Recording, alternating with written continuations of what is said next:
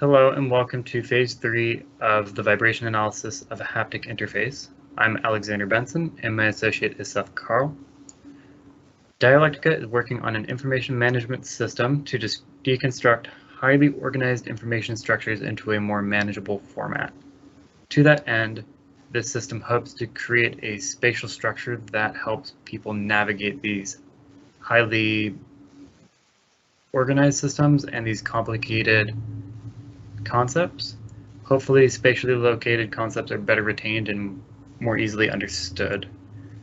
To that end, I am tasked with designing a haptic interface that helps correct the disconnect between people and machines.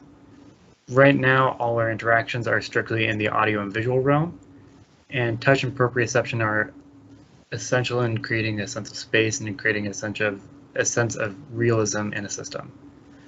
The project originally focused on the design of a haptic module with two primary axes of motion and a third axis that will be used for fine resolution feedback.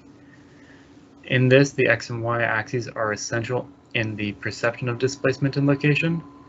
The third axis is helpful in that it provides fine resolution texture. It is not as critical as those X and Y axes. Now, to that end, the displacement possible in small-scale actuators is limited. These are piezoelectric actuators, and often they don't actuate beyond about 40 microns for a $300 actuator. So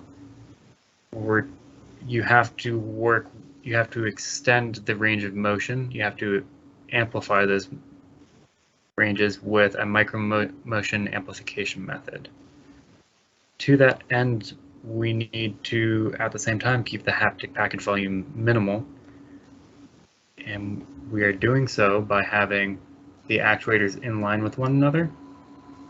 And hopefully, this will allow us to create that X and Y motion without creating a large haptic package. Originally, it was thought that the carriages and pin will behave like spring damper systems. For reasons that will soon become obvious, we are no longer discussing the pin and carriage system. Before we do that, it's important to remember a paper that came up in our literature review, that force can overcome object geometry in the perception of shape. What Robles, De La Torre, and Hayward found is that the sensations of a bump or a hole on a surface can be overridden or suppressed by the motion of the surface that the subject's finger is resting on. So it doesn't really matter if there is a bump on the surface.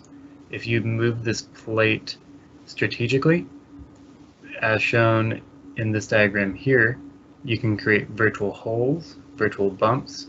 You can mask bumps, and you can mask holes. To that end, our system is going to test that. However, it will no longer be operating in that full X, Y, and Z modality that we originally planned. We begin our system reduction by addressing the mass spring damper model for the original system. It contains 3 actuators acting on a platform simulating 3-dimensional movement. Next slide. The first step in reducing the original system from 4 degrees of freedom to 1 involves removing 2 of the 3 actuators, leaving a reduced system with 2 degrees of motion. The equation of motion for this model is then found and as shown. Next slide. Justification for the system reduction has to do with the literature review found no documentation defining the detectable limits of the Hayward-Robles phenomenon, including displacement, velocity, and acceleration. For this reason, the team has opted to focus on a single axis actuator to begin testing the phenomenon. The findings of this test will inform future designs, hopefully have significant implications for the field of haptics, and may find detection thresholds that support low-cost hardware. Next slide.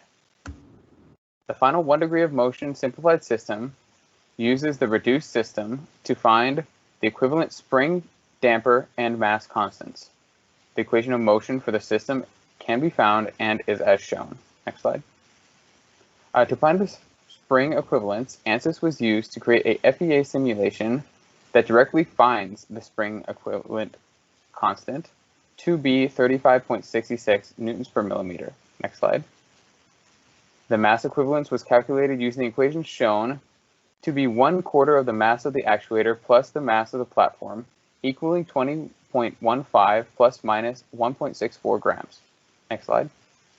In order to find the equivalent dampening, an ANSYS modal analysis was used to find the dampening frequency.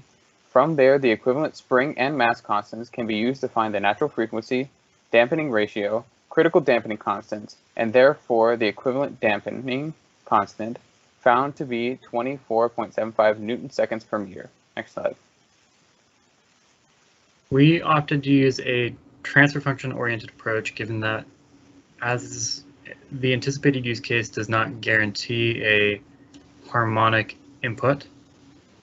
For that reason, then you can see that we started by taking the Laplacian transform of our equation of motion. From there, we converted it into the transfer function as you see here. From that point, we took a harmonic function because it's a well-documented input form and took its Laplacian and then input it into our transfer function. Now, from there, the derivation and transforms used to solve the system are very involved. We will have to skip that for time. However, this was our result. Now, the system's transient response was found to almost always, actually no, not always, it always overshot, and it did have a fair amount of variance depending on the mass, the damping variance, and the spring coefficient. The harmonic response, or the response to different harmonic or waveforms, was found to be pretty consistent.